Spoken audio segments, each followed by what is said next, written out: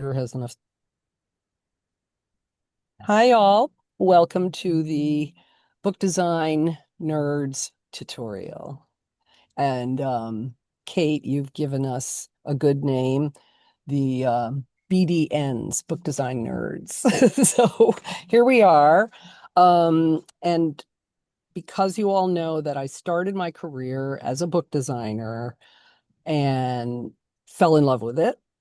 There's always a new book to work on, new things to learn, authors and editors to interact with. And it's just like my jam, it's my favorite thing to do, to bring the author's words to life. So today I'm going to show you how to bring a manuscript into book design, right? We use the Adobe Creative Suite. I think as a student, some of you actually, maybe Ariel, have signed up for free trials with the Creative Suite. Otherwise, it's super expensive. I think it's $34 per month, but maybe there's a cheaper student discount, or a lot of students have access through the university or the college, and you can get that kind of access for free. So good skills to have. Production is a big part of publishing, book design, layout, corrections, flowing pages. It's without it, what would be the point of, having book design? So without further ado, if you have something in the chat, or if you have a question, raise your hand, feel free. Okay, so I'm going to share the manuscript. Okay, let's go. The manuscript I chose is a new book for us. It's called Watershed by a nature writer, Joel Long, who lives in Salt Lake City. We're really excited about this book. Here is the manuscript. And Joel submitted to us last summer. And one of our interns, Lindsay, no, 2 summers ago. Wow, it's been a while. Lindsay Gallagher was a grad student at the University of Northern Arizona, and Lindsay pitched it like crazy, wrote an assessment, fell in love with it. I did too.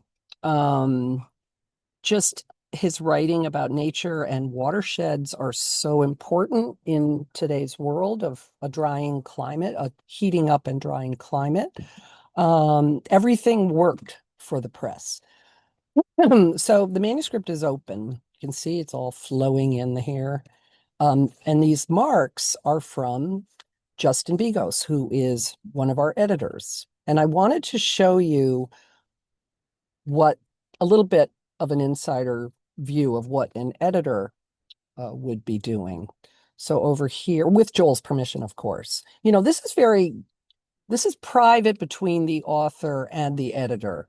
The movie link I mentioned that you might want to watch is the Gottlieb Robert Caro documentary film called Turning the Page, which is about the editorial author relationship. And it's pretty fascinating. There are other films out there, but that one is really goes in depth to a very powerful relationship. So the editor and the author, they're talking, they're interacting using comments, making suggested edits. In this case, we're in copy editing, and that means it's ready for book design, especially for advanced reader copies, because it still has to go through proofreading. So the process is editing, then copy editing. In between copy editing and proofreading, we start doing publicity because the book's in good shape. The major edits have been made, the first copy edits, but it hasn't been proofread. Now we wait and do proofreading for when the book is in pages, because the proofreader reads the whole thing, but it's designed. So the proofreader is not only checking for grammar, syntax, typos, fact checking, looking up place names to see if they're spelled right, for example, which happens all the time. People misspell. And also the proofreader will look at the design elements to make sure they're important. And a good proofreader would like to have the original manuscript to check against, right? Because the author may have shown or, an extract in the text. And if the book designer doesn't set it off in a way to show that it is extracted material, or say lines of poetry, then the proofreader can call that out. It's really helpful to put on your editorial hats for a minute and let the book designer know of the elements in the book. Okay. When I worked for Shambhala for 25 years, I would have a Microsoft Word file just listing all the elements in the book, right? Table of contents. What should the running head or running foot or whatever be? Should it be book title left or chapter title right? Or should it be book title left, part titles right on the right-hand top? Should it be the author's name on the left and the book title? Or nothing? If it's a novel, does it really need running heads? So there are a lot of decisions to be made, and the editor knows the book really well. So you can often ask the editor about things like that. And then the editor will designate, the author usually does a good job of setting off extract or poetry or letters or things like that. But it's really good to have a list, and to have it marked up. So now we're going to show you the comments from the copy editor over here. So this is just we use Microsoft Word with track changes or Google Docs with suggested edits. Okay. So Justin's made some comments here. Initial caps here. You can see his red, which makes it really easy for the author to find and accept all the changes, right? Everything is good. You come down here, and Justin is very picky. Look at this. Notice you have 2 spaces between sentences. That is so old school. And, the typewriting teacher probably taught Joel how to do that. Joel is he's got 2 daughters in college, so, he's a little older. So we can search and replace those, but sometimes, the editor could do that too. But the editor it's great that he pointed it out. Also, he said reformatted once it's put into Pages by Dede. So Justin knows about book design. It's super helpful. So let's see. Need this comma. And look, the author has responded. I think so, since the lines are followed by the things that make up the lines. I don't really know what that means, but. And then he's wondering what this word, you can click on the little box.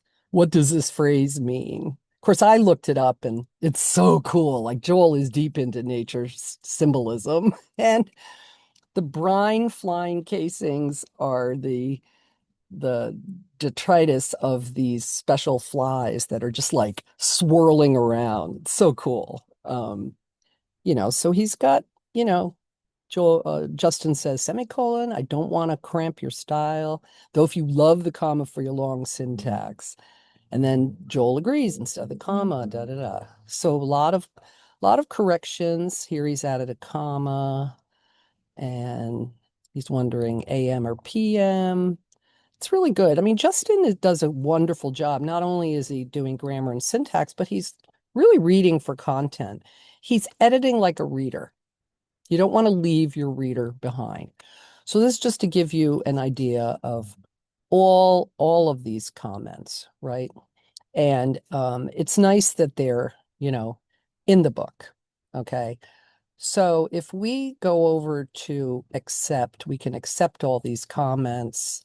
We can accept all the changes. And what we're left with are queries, right? And there are quite a few. The grammar and syntax are great. So that's just to give you an idea of the comments. When you accept them all, they go from red to black.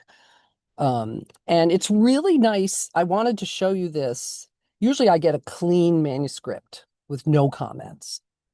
But in this case, I wanted to show you where the queries are and, where the comments are. Okay, so that's the manuscript. Now, our job is to create a thing of beauty, to paraphrase John Keats. Okay, a thing of beauty is a joy forever. So we are the creators of a gorgeous book. Next thing we will do is we're going to keep the manuscript open on our monitor. Like, it really helps if you have a big monitor, but you can also swipe and go back and forth. Because why do we keep the manuscript open? For reference, right? We want to maybe double check some things and make sure that all the italic is in the right place. This is like so important when you flow a manuscript into book design. You do not want to lose the italics. So you have to be super careful about this. InDesign's a little bit wonky when you're dealing with that, I've noticed. Sometimes I'll flow a Microsoft Word doc into InDesign, and the italics don't show up. They just turn into Roman. So we triple check that and make sure. Otherwise, you're going to have to read the whole book again and compare it to the manuscript and fix the italics, which you don't want to do. So we're going to do a very quick flow. So I'm going to show you how that's done. I'm going to open InDesign. And of course, I did this before when I was preparing for the meeting, but I'm going to create a whole new doc so you all can see this. Okay, so we are now in InDesign. So I'm going to go to New Document up here. So you scroll over. Can you all see this? Nodding. You could do New Book. I always do New Document. And just for this quick flow, I'm going to make sure the italic comes in. I'm testing, right?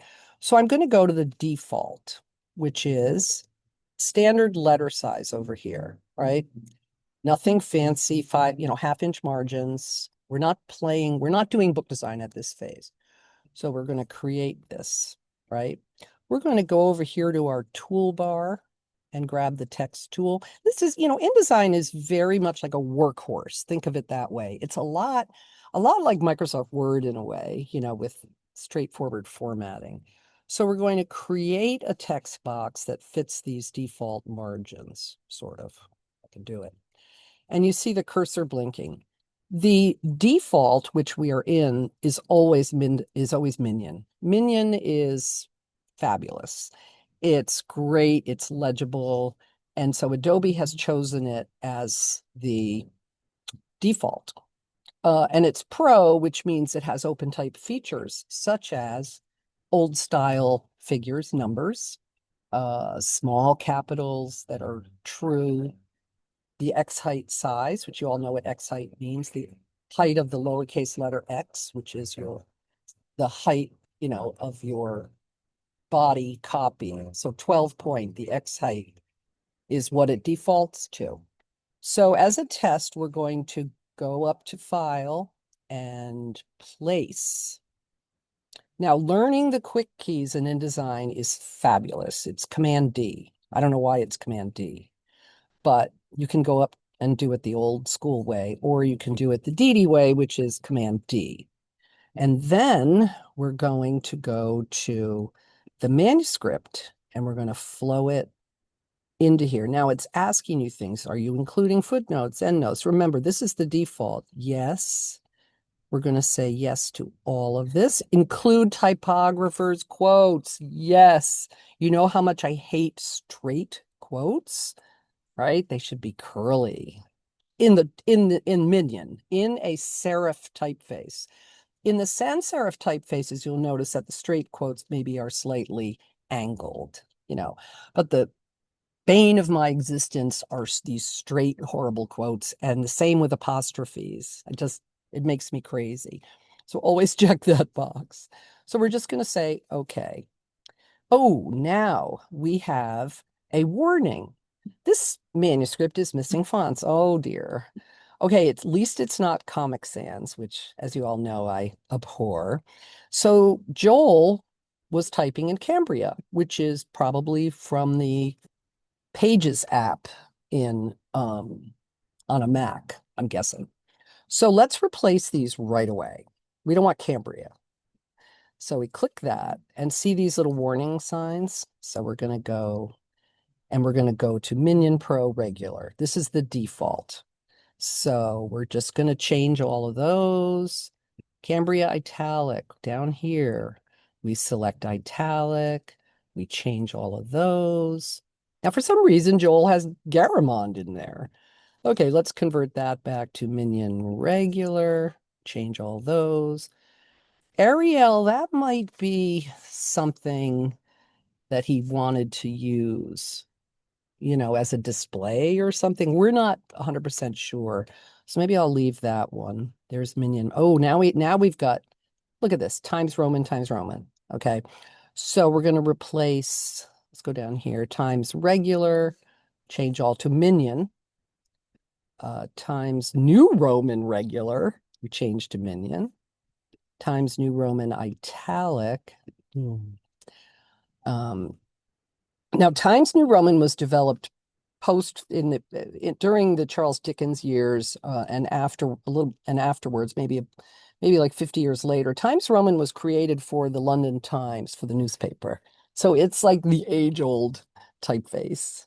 And it's great. A lot of authors just default and use it in Microsoft Word. So let's replace the italic. Now he's using bold. So just to be safe, let's go to semi-bold in Minion. Bold is a little heavy, I think, for text. I'm not sure. So at least we'll see something semi-bold. We'll change all of those. Now we just have two more. We change to Minion italic. We change times bold to Minion semi-bold. Minion's great because it has different weights. Okay, look how cleaned up that is. Minion Pro Italic, Minion Pro Regular, Minion Pro Semi-Bold, and this mysterious Arial, which is a sans serif typeface based on Helvetica. So I hope you all watched the movie Helvetica that's up on the interns drive. Okay, so now we're just going to say done. Now, see this little, it kind of looks like type is in there, right? That's the whole manuscript. Now, I love this. Over here in the document setup area, we have parent pages. They used to be called master pages. And then down here, we have the very first page of this flow. I call this the flow because we're flowing the manuscript in. So up here at the box, at the top of this arbitrary text box that fills 8.5 by 11, we can click. If we just click once, it's only going to fill this first page. But if you hold the shift key, do you see how it toggles between a little blurb of text and then there's like an infinity arrow? That means if you hold the shift key down and click here, it will flow the entire document. So there we go. And it looks just like the Microsoft Word doc. So there's page 1, acknowledgement, and look at this, y'all. Italics. Hooray! We're geniuses. So this is the flow. And it's so cool because it's in 8.5 by 11. And then we have the table of contents over here and the very first essay. And all the italics. Look, he uses quite a bit. Here's italic within the text, so we're happy. Real apostrophes. The numbers are lining figures, which I don't like. I like old style numbers, but we'll fix that later. But I just wanted to make sure that the flow is good. There's an orphan at the top of the page. I'm going to show you how to fix those. And it looks like we can compare to the manuscript, but I don't want to toggle now, but the author uses space breaks, okay? And usually I like an editor or an author, an editor should do this. Give me a hashtag in there so I know as a designer that it's a space break. And of course, being me, I like to replace those with maybe a little dingbat, perhaps something that shows a sort of water motif. The book is called Watershed. I don't know, but I'm thinking these essays have space breaks, but here you've got your paragraph indents. Oh, look, Terry Tempest Williams, cool. But there's an extra space here.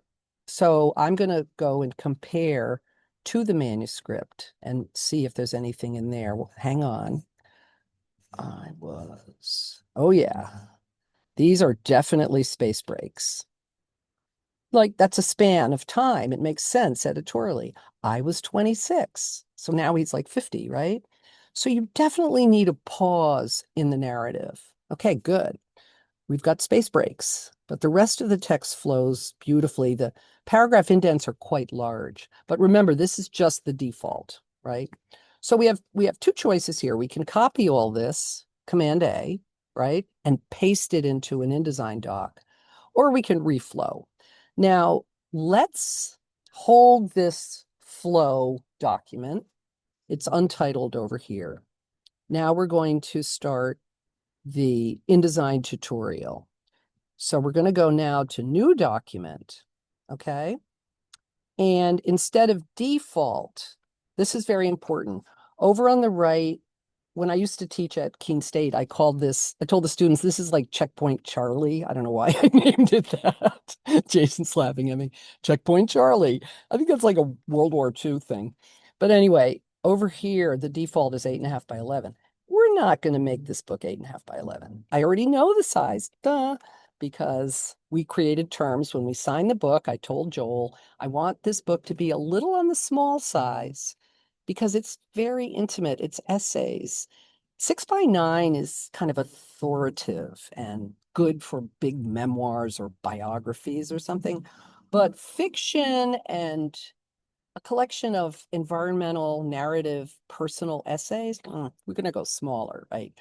So I have some standard sizes. 5.5 by 8.5 is very standard, smaller than 6 by 9. But it's also kind of boring because it's like half a letter size. Here at the press, we really like 5.5 by 8.25. It's just a tiny bit more square and it's still very intimate. So we're going with that. So we type in 5.5 by 8.25 for the trim size. Always in book design, trim size is denoted with inches. Inside the book, we use picas and points, okay? And that's really old school. That goes back to letterpress. As you all know, that's my favorite thing.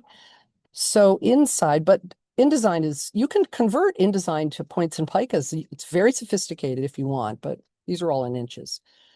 So there's our trim. Now we slide down. Facing pages, yes, it's a book, right? So we check that box. There are no columns, it's straight text. We don't have to worry about gutter, the space between columns. Now margins. Okay, think the Renaissance, Da Vinci, the symmetry of the square, all that cool stuff. So our top margin is not going these are all linked, so we're going to uncheck this link box. Our top margin, we can always change these. We're going to try 0.75. The bottom, I love to have a big foot margin. That's my thing. Let's go to just over an inch. And then if we have widows and orphans at the top of a page, we can go long for bad breaks. We can add a line, if that makes sense. I'll show you how that plays out. Inside the book, oh, I forgot to tell you, the book is like short. It's like, let me tell you how many words. Go back to the manuscript. 45,051 words. Tiny. I mean, typically our prose books are 88,000 or 100,000 even. This is a collection of essays, so it's shorter. We're thinking like a designer. We want to sell this book for $19.95, right? We don't want it to be too short. We want the customer to get a beautiful book that feels like solid in their hands, but not too heavy, not too, and then paperweight will also affect the size, the bulk of the book. There's a lot that you have to think about as a designer. And as you all know, I got like a 400 on my math SAT. I am like a math whiz here. Look at Sean laughing at me. I'm really good at math. So here we have our inside margin, the gutter. It's not a long book, so we don't have to really open up the gutter, the inside of the 2 pages. We don't have to open it up too much, but I love a good gutter. I like when I'm reading the book to open up, and I don't want it to curve into the binding, or God forbid, cracking the spine and the book falls apart in your hands. Has that ever happened to anybody? Anyway, so the inside, let's go to 1 inch. The outside, which I also call the thumb space, you want to hold the book comfortably in your hands. So I don't like to duplicate margins. I like to think of the symmetry in the square and how it plays out. So there we go. We're at 0.875 on the outside. Very important. No bleeds, right? Bleeds are for if you have like a tinted gray background on the title page and you want it to bleed off the page, and then you'd have to allow up 1/8 of an inch all the way around so the printer can cut it. Okay, do you all understand what bleeds are? Very important. You're going to hear editors talking about bleeds all the time. Okay, bleeds, we're not bleeding in this book.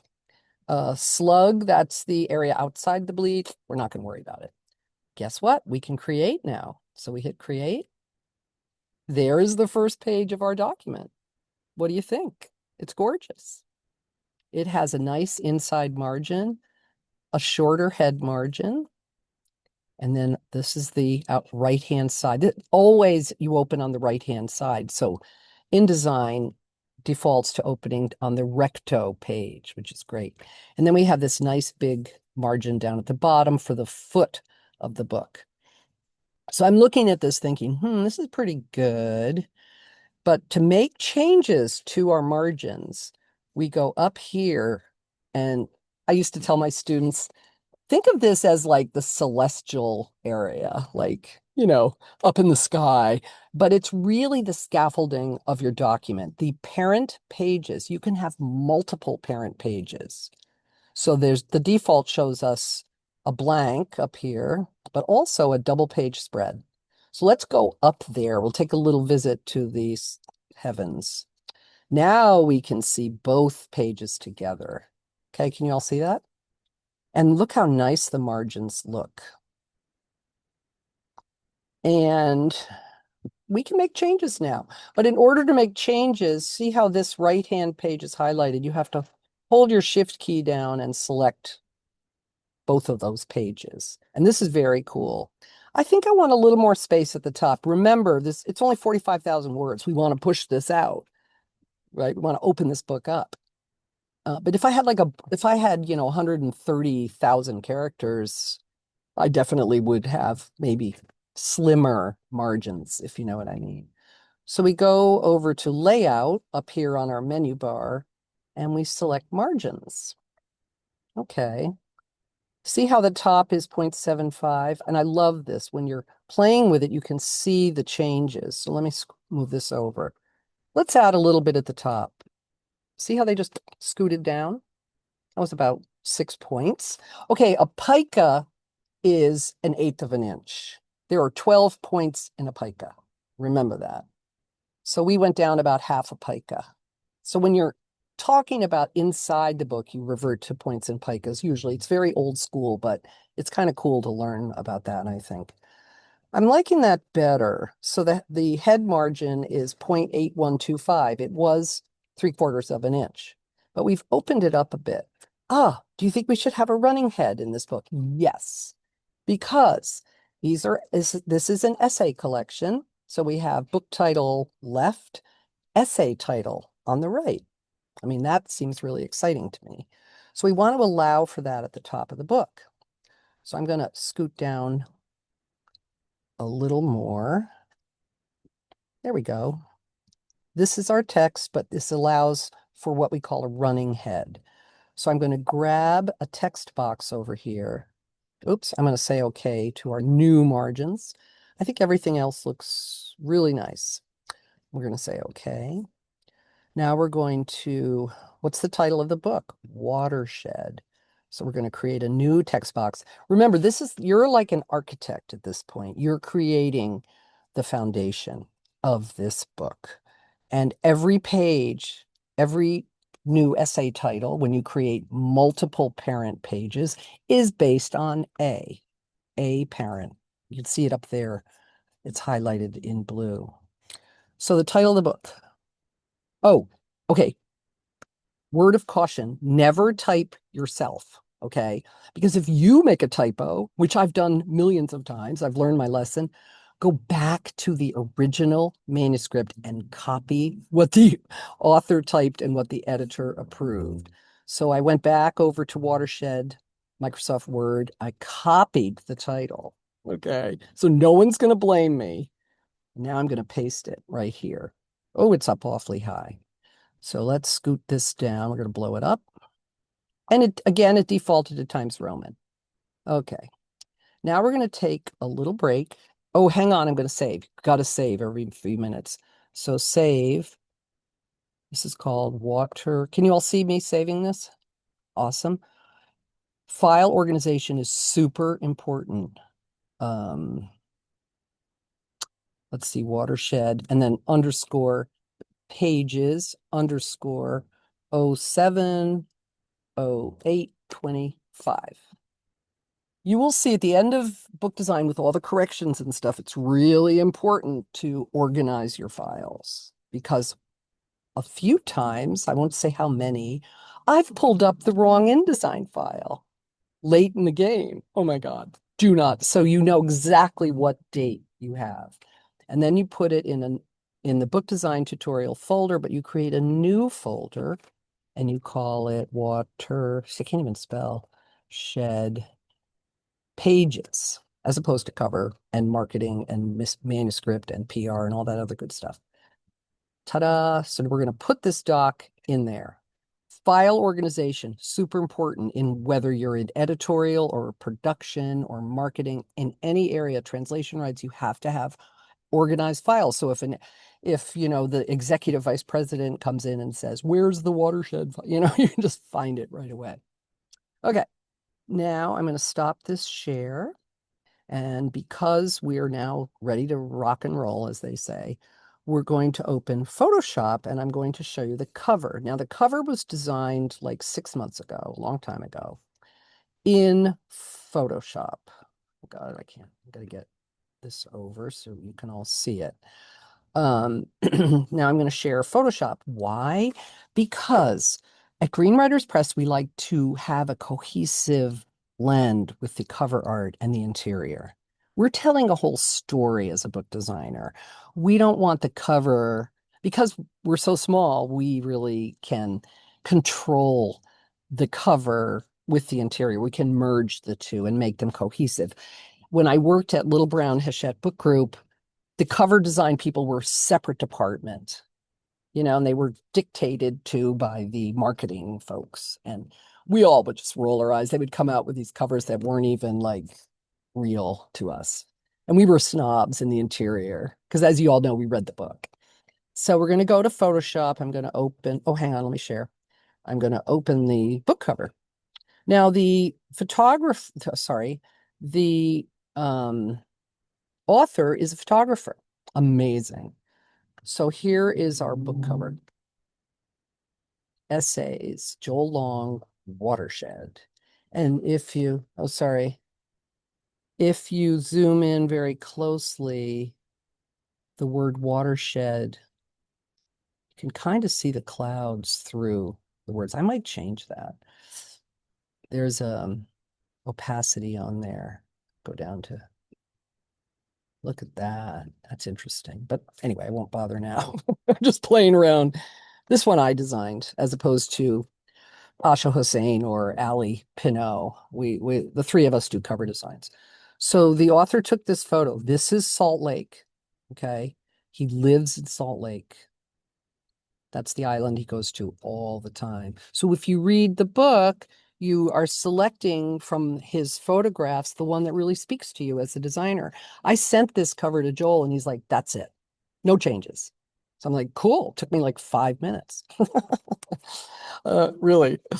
As a cover designer working for other publishers, I usually charge like $1,000 to design a cover. This one took 5 minutes. That would be good money, but Um, Sometimes you go through, I think I showed you like Kaya's book. I mean, the bill from Allie was substantial. We went through multiple rounds of comps for that. So here we have the cover. This typeface, we go to layers, watershed. What's the name of this one? Hanken Grotesque. I love this name. This is an old school Swiss family of type. And let's see what Joel's name is in. I can tell you by looking at it, it's Bembo, my favorite Italian, right? I love this. Yep. Up here at the top, Bembo MT Pro. That stands for Bembo Monotype Pro, a very good facsimile of the original letterpress. The Monotype Corporation is still in business, and I like to buy my type from them. And through Adobe. Because of Adobe Creative Suite, you have access to gazillions of typefaces. It's pretty cool. And I highly recommend learning about typefaces. On that doc in the interns folder, I have a few places like My Fonts and Da Font where you can go and click on a typeface and learn about it. They have little paragraphs about it. Or you can research it, like Google Bembo typeface, and you learn all about who created it, why, and when. You know, it's so cool. Okay, so we've got a good idea of the cover. Bembo and Hanken Grotesque. Cool. All caps for the title. So let's stop sharing. We're going to go back to our InDesign doc. I'm not saving that. Okay. I'm going to speed it up now. Okay. So here is, we're back in the parent pages land, the celestial or the foundation of our architecture. We're going to highlight watershed. Up here under typeface, we're going to type in Hanken family. Look at that. Look. And the word is in all the various fonts. Okay, typefaces. The typeface is Hanken Grotesque. The fonts are the individual characteristics of Hanken Grotesque, which is the family, right? Everybody nowadays says fonts all the time. There's a difference between family, typeface, and font. So in the font Hanken Black, I'm trying to imagine that all in caps, like the cover. And I'm thinking, it might be too black. Let me go to bold. There's extra bold. And all the way down here to thin, which is super cool. Lots to use with this typeface. So I think we'll go to the extra bold, okay? Roman for the title of the book. And we're going to go up here and make it all capitals. And we're going to make it smaller, 11 point. And we're going to letter space like crazy, like the cover. Look at that. And I have an idea. We're going to go to over here under swatches, black. We're going to slightly tint this typeface. This is all in my head. I'm just playing around, but 80%. It's a little bit gray. Let's try again. Let's go to 70% gray. We're going to center the word watershed. That's our book title left. On the right-hand side, we need to create, remember, this is your, your foundation. We create another. It's nice because InDesign snaps to the guides. We're going to create another. And see that green guide? It's aligning to the base of that other text box for you, which is great. But it looks like I made a mistake here. I want to make sure it's really sharp. Come on. There we go. Over here, I'm too lazy to come up with, each title. So I'm just going to say essay title. Defaulting to good old Minion. 12 points, way too big. We're going to go to 11 point, and we're selecting Bembo. Or we can just scroll down and select Bembo. Look at all these type. And it's just so cool. If you highlight the words, it shows it in all the different fonts, which is really nice. So let's scroll down to Bembo. I have a lot of typefaces. Bembo. Where is it? There we go. And we're going with italic because it's an essay title, and a tiny bit of letter spacing. And of course, over here, we will center this. Now, it looks like it's too high up. Okay, InDesign has really good guides. You get this top tool and you drag a guide down.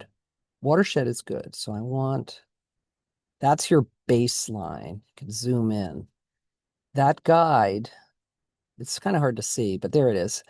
It's right, oh, it's a little too low. So I'm going to move it up just 1 point. I got to go out here so it'll go all. If you use your guides way out here on the side of the book when it's not in the book, then you can really go across both pages. If you click on the guide when it's in that specific page, it's only for that page. So I'm lazy, so I'm gonna nudge it up. There we go. Too high. Go over here. There's your baseline. Right on it, smack on it. Now we come over here to essay title. My guess it was too high. Oh yeah. So we click on this. Now with this tool selected, we call this the mover tool. So you can just use your arrows and you just nudge it down. Now you're aligning at the baseline. And as you know from my very first lecture, this is called a descender. And above the X height is ascender. So the descender is hanging below, which is great. Essay title. And isn't Bembo gorgeous? Right? Okay, next thing, what do we need on the parent page? Page numbers. Ta-da! So we're going to go really classic with this book. I'm in love with this book. So we're going to go down here at the foot of the page, and we're going to arbitrarily draw a box. Boom. And it aligns right away. We're going to center in the box. There it is. And it defaults again to Minion, but I'm just going to go to Bembo. Bembo Pro Italic, right? And 12 point is just way too big. So we'll go down to 11.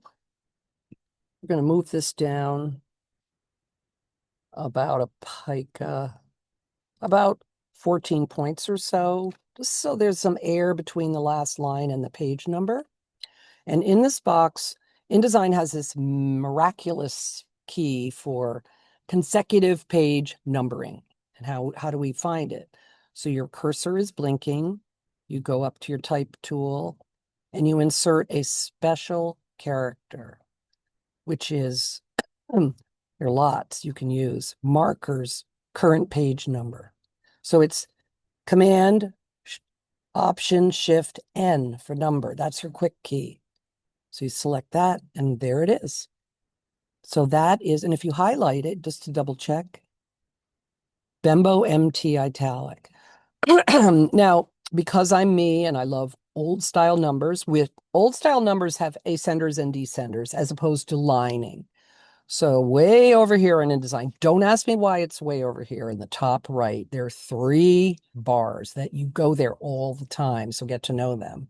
You click on the 3 bars, you've highlighted the number, and you go to Open Type, and you go this way, and you select proportional old style. There you go. Okay, now you copy that. You're going to copy this whole box with your mover tool. Copy, come over to the recto page, and you're going to paste this baby. It should align for you. Bembo, there you go. Now look, we're done. Watershed looks a little big, don't you think? A little heavy, I'm guessing. No? Yeah, Sean? Maybe. I mean, Watershed, I kind of want it to be faded some more. Let's try that. We'll go to 50% over here. We can always change this. The cool thing about parent page, oh, I'm liking that a little better. The cool thing about parent pages is you can go back in and change them. And even if you're done paging the book, you can make it automatically changes every single one. I love this. Okay, I'm liking that a little better. Now I'm going to turn off the guides. The quick key is Command semicolon. And that, oh, I've got my threads. Hang on. I'm also going to turn off View, Extras. I want to hide frame edges. Okay, now there's our page. Let's save. We've just done some major work. Now we get out of here. We're going to go over to pages. So remember, we were up in the sky. We're going to have multiple master page. Sorry, I said master pages.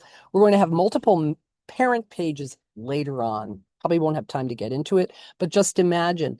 I think there are 12 essays in this book. Each one is going to need its own parent page based on A, parent A.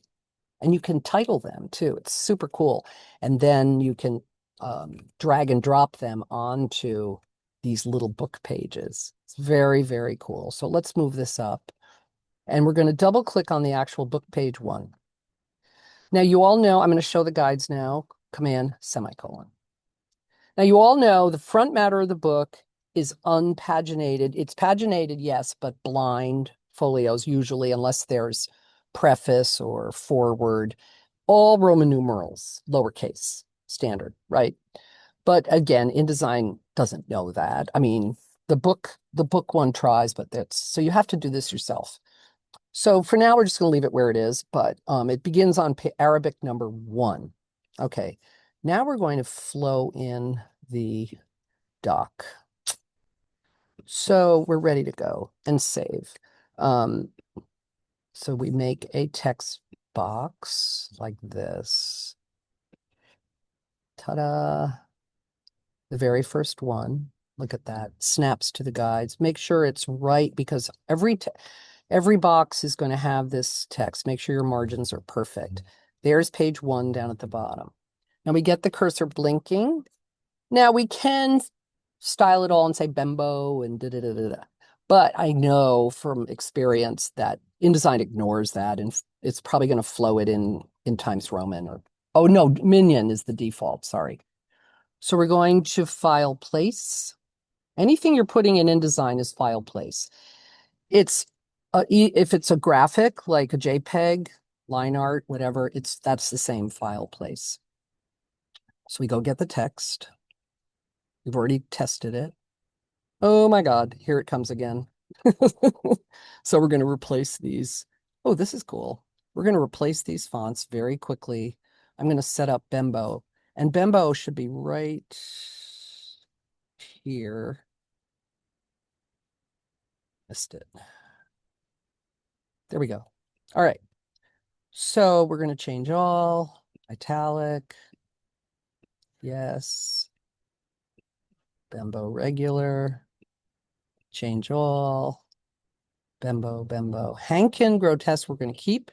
Minion Pro regular, change. Times bold. Change. Times italic. Bembo italic. Change all.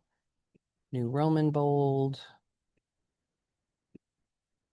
New Roman ital. Bembo doesn't have bold, but that's why I love it. It's straightforward. We go back to regular. We're going to change all these guys and one more regular. Okay, done. Remember, when you're flowing, if you hold the shift key down, you get that little infinity symbol. Okay, if you just click now, it's just going to be the very first page of the doc. But we're lazy. We want to go for the whole book. So we hold the shift key down and very gently line it up on the top left and click. There's the book. Flow, flow, flow. And look, it's defaulted to Bembo, but the letter spacing is 24 points. Right? It didn't quite, do what we wanted. Also, you'll notice it's flush left, ragged right. All prose in our house style is justified. Flush left and right, okay? So we got a few problems. Let's check italic, my biggest fear. Oh, let me go back to that acknowledgements. Yes, we're saved. But look at this gorgeous Bembo italic. I love Bembo.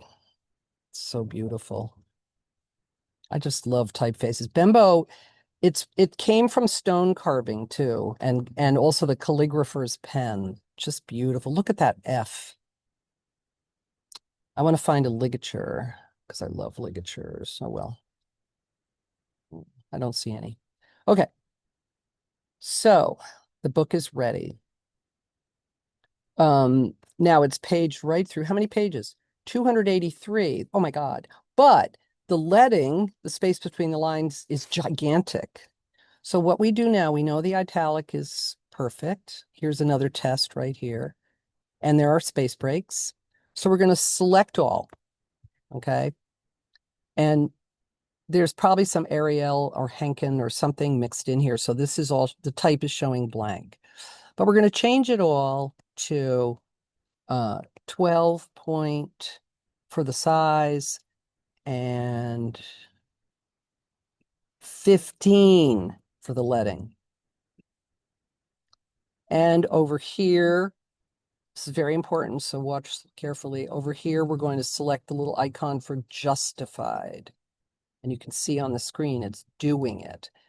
The other wonky thing is the paragraph indents are massive, right? So Joel must have used 1/2 inch, I'm guessing, in Microsoft Word.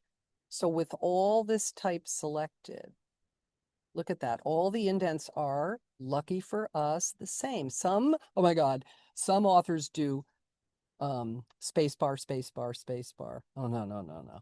If they use tabs, we can change them all to fit the size of our typeface. Okay. The terms 1M is the width of the lowercase letter m. 1N space is the width of the lowercase letter n. A lot of typographers use that term. You want your paragraph indents to be a minimum of 1M space. Cool, right? Because it's the exact font size of Bembo, 12 point. So the M space will probably be about 12 points. The width, I don't know yet. I don't know exactly. So up here on the toolbar, this is super helpful. So Joel has line breaks for his space breaks. That's perfect. He's got a lot of breaks in this. And then he's got regular paragraph indents. So we're good. Okay, so over here where you have your left indent, and this is this little tiny one, I wish I could blow this up, is your first line indent of a paragraph. So we're just going to pop in 0 here for both of them. Now watch what happens to the text. Boom, it's all flush left. Don't panic. So your first line, this one down below here, each time you'll see the paragraph indents move now. 1, 2, 3. Oh, much better. What do y'all think? Nice indents. 0.1875. It's probably about an M. It's maybe an M.5 space. I like that. Okay, while we're here, everything is selected, right? What else do we have to worry about? Well, the computer is trying to, looks like he might have double spaces. Oh my God, look at that. Between, okay, let's get rid of those.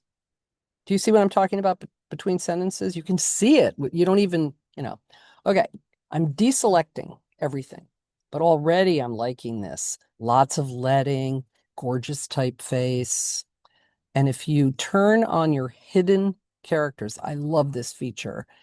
You go under type all the way down at the bottom, show hidden characters, and you see the errant double dots, which means the author has typed with 2 space bars between sentences. All the other words have a single dot. So showing hidden characters is great. I don't like to use them all the time. While we're here, I want to show you a ligature. Look at that. Conjoined letters or ligatures. So now what we're going to do is copy these guys, copy those 2 dots, Command C, scroll out, start at the beginning of the whole manuscript. We have to do this first so we can really see what we're working with. Here's his first title essay, which is justified as well, but we're going to tweak those later. We're going to tag them and design them. And I want to, oh gosh, we're almost at 2 o'clock. Can you guys stay a little longer? Yes, awesome. Okay, so let's go to find change, same as Microsoft Word, find change. It's Command F, but where is it? You all know what I mean, right? Find change. Command F. Here we go. I found it right here. Cursor's blinking at the beginning of the essays. So what are we looking for? We're looking for two spaces, and we copied them. So you just go, boom. I copied those two spaces in there. Sorry. Okay. Now what are we going? Motorcycle. Okay. Now what are we going to change to? One space. So down here, this must have been something I changed recently. Let's get rid of that. Oh, believe me, be very careful with this, because in Ted Levin's book, I was changing the section titles, the word day. I was changing, I don't know what I was doing.